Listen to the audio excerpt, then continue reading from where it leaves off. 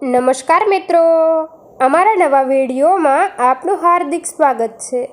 આજે આપણે વાત કરીશું આરોહીના વિધુર પુરુષ સાથે લગ્ન બનેલ સત્ય ઘટના વિશે।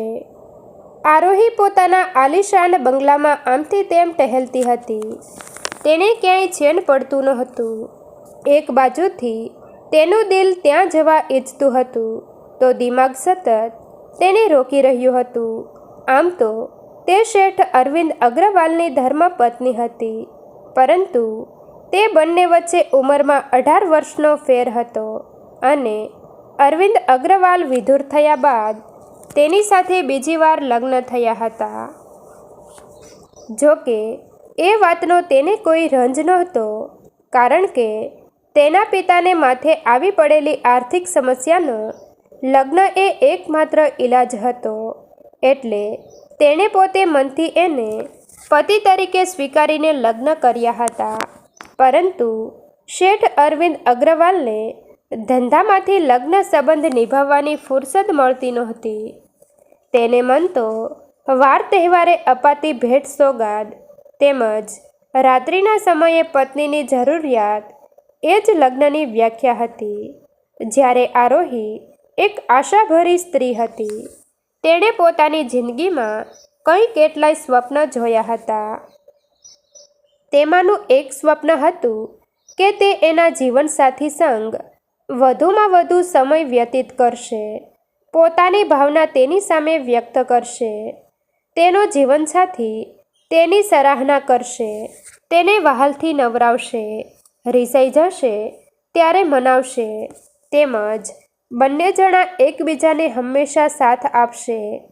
જ્યારે અહીં તો તેની ભાવનાની કોઈ કદર નહોતી। ઈચ્છા હોય કે ના હોય એનું ધાર્યું જ થાય, અને આ બધું હવે તેને તડપાવતું હતું। કોઈ ખાસ દિવસ હોય તો એ સવારથી પોતાના પતિની પ્રતીક્ષા કરતી, નવા વસ્ત્રો પરિધાન કરતી, પણ પ્રશંસાના બે બોલ પણ તેના મોઢામાંથી નીકળતા નહીં। સુહાગની ચૂંદડી પણ એણે ખેંચીને કાઢી હતી। એ દ્રશ્ય તો યાદ આવતા આજે પણ આંખો ભરાઈ આવે છે। પોતાના પતિના હાથે જ એની આબરૂ રોજ લૂંટાતી હતી અને એ કંઈ જ બોલી શકતી નહીં। સિંહ મારણ કરી જેમ આરામ ફરમાવે એમ એ સૂઈ જાય અને આરોહી આખી રાત કણસરતી રહે। પણ આવું કેટલું સહન થાય? એટલે આરોહી એ ઘર છોડવાનો નિર્ણય કર્યો। પણ જાય તો ક્યાં જાય? કારણ કે પિતાનું ઘર તો એની મહેરબાનીથી જ ચાલતું હતું। આમ ને આમ આ બળબળતી જિંદગીમાં એ રોજ શેકાઈ રહી હતી। ત્યાં એના જીવનમાં પણ એક આનંદ નામની શીતળ લહેરખી આવી ગઈ।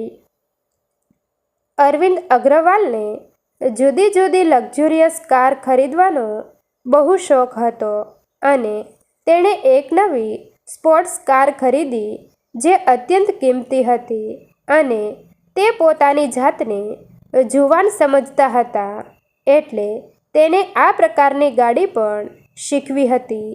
એટલે તેણે આનંદ નામના એક યુવાનને ગાડી ટ્યોર તરીકે નિયુક્ત કર્યા।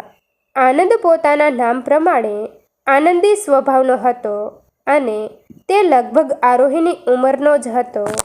એ જ્યારે જ્યારે ગાડી શીખવા માટે અરવિંદ અગ્રવાલને લેવા આવતો ત્યારે છુપી નજરે આરોહી તેને જોઈ રહેતી અને મનોમન નિસાસો નાખતી કે હે વિધાતા, મેં તારું શું બગાડ્યું હતું કે તે મને આવો પતિ આપ્યો? આનંદ જેવો સમજદાર અને આનંદ કરાવનારો પતિ કેમ ન આપ્યો? પણ વિધિના લેખ આગળ કોઈનું કંઈ ચાલતું નથી એ વાત એ જાણતી જ હતી। એટલે આ ઉમળકાના અને પ્રેમના ભાવ તે દબાવીને રહેતી હતી। એકવાર અરવિંદ અગ્રવાલને ઓચિંતાનું ધંધાર્થે વિદેશ જવાનું થયું અને એ લગભગ 15 દિવસ પછી પાછા આવવાના હતા। આરોહીને લગ્ન પછી આ રીતે કદાચ પહેલીવાર સ્વતંત્રતા મળી હતી। એટલે એ આકાશમાં ઉડવા માંગતી હતી. આનંદને પણ આ પ્રવાસની જાણ નહોતી, એટલે એ તેના નિયત સમયે આવ્યો અને આરોહીએ તેને ગાડીમાં દૂર દૂર લઈ જવા કહ્યું. આનંદ પણ આરોહીને ચૂપકીદીથી જોતો હતો, એટલે એણે પણ તરત હાપ કહી દીધી. પછી તો આ નિત્યનો ક્રમ થઈ ગયો અને આરોહી પોતાની જિંદગીમાં આ 15 દિવસ ખૂબ જ મોજથી જીવવા માગતી હતી, એટલે બંને શહેરથી દૂર નીકળી પડતા. ક્યારેક હાથમાં હાથ તો ક્યારેક હોઠ પર હોઠ, અને આમ હૈયે હૈયું ભેળાઈ ગયું હતું. પણ સુખને ક્યાં આવરદા હોય છે. 15 દિવસ તો ચૂટકીમાં પૂરા થઈ ગયા અને આવતીકાલે શેઠ અરવિંદ અગ્રવાલ આવી જવાના હતા. આરોહી ફરી પાછા એ જ નર્કમાં દિવસો શરૂ થશે અને પોતાની જાતની વ્યાધિનું વિચારીને પણ કમકમી જતી હતી. એ આ તબાહીથી બચવા માગતી હતી અને આનંદ એ તો એને અપનાવવાની તૈયારી બતાવી હતી. આરોહીએ પોતાની સાથે થતા પોતાના જ પતિના વ્યવહારની બધી વાત તેને કરી હતી. છતાં તેણે આરોહી સાથે જીવનનું સ્વપ્ન જોયું હતું અને એ તે હર હાલમાં પૂરું કરવા માગતો હતો. આરોહી પણ આનંદને પ્રેમ કરતી હતી, પણ પોતાના પરિવારને શેઠ અરવિંદ અગ્રવાલ જીવતો નહીં છોડે તો તેના લાચાર પિતા અને ભાઈ બહેન ક્યાં જશે? તેની યુવાન થતી બહેન પણ તેની નજરમાં હતી જ, એટલે એ જોખમ કેમ લેવાય? પિતાનું આટલું મોટું દેવું એણે ચૂકવ્યું હોવાથી એ તો તેના ચાકર બની ગયા હતા. અને સૌથી વધુ તો તેની આ હેવાનિયત વિશે કોઈ જાણતું જ નથી, એટલે બધા મને જ દોષી સમજશે. પણ દિલ કહેતું હતું કે દુનિયાને જે કહેવું હોય તે ભલે કહે, મારે ક્યાં સુધી આમ મરી મરીને જીવવાનું? હું મારું ભવિષ્ય શું કામ ન સુધારી શકું? અને એણે પોતાનો સામાન પેક કર્યો.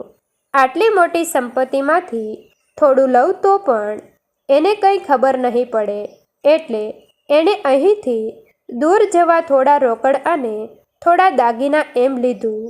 એ પોતાના સામાન સાથે બંગલોની બહાર નીકળતી હતી, ત્યાં ટીવી ચાલુ જોઈ એ બંધ કરવા ગઈ અને ત્યાં જ સમાચારમાં આવ્યું કે લંડનથી આવનારું પ્લેન ક્રેશ થયું અને એના પગ ખોડાઈ ગયા. કારણ કે શેઠ અરવિંદ અગ્રવાલ એ પ્લેનમાં જ આવી રહ્યા હતા. અને આમ જુઓ તો આરોહીની અવઢવ પૂરી થઈ અને હવે તો શેઠ અરવિંદ અગ્રવાલની પત્ની હોવાને નાતે એ આ તમામ સંપત્તિ એ હવે એની માલિકીની હતી. પણ આરોહી આનંદ સાથે લગ્ન કરશે તો સોસાયટી શું કહેશે? એની અવઢવમાં હતી અને બધા એને જ ચરિત્રહીન છે એવું કહેશે. શું કરું શું કરું એમ વિચારતી આરોહી બેસી પડી. મારી રીતે તો આરોહીએ આનંદ સાથે લગ્ન કરીને પોતાની બાકીની જિંદગી ખુશહાલ બનાવવી જોઈએ. આરોહીએ સ્ત્રી હોવાની ઘણી કિંમત ચૂકવી. શું કામ હવે એણે મરી મરીને જીવવું જોઈએ? શું કહો છો તમે બધા? કારણ કે સમાજ વિજ્ઞાન વિકાસની વાતો તો કરી શકે, પણ આવી વાતમાં બાંધછોડ હજી એટલી હદે કરી શકતો નથી એ હકીકત છે. એક 22-25 વર્ષની કુમળી વયની કન્યા પોતાના જીવનની પિતાના દેવાની બદલે આહુતિ ક્યાં સુધી આપશે? શું સમાજ પાસે આનો કોઈ ઉત્તર છે ખરો?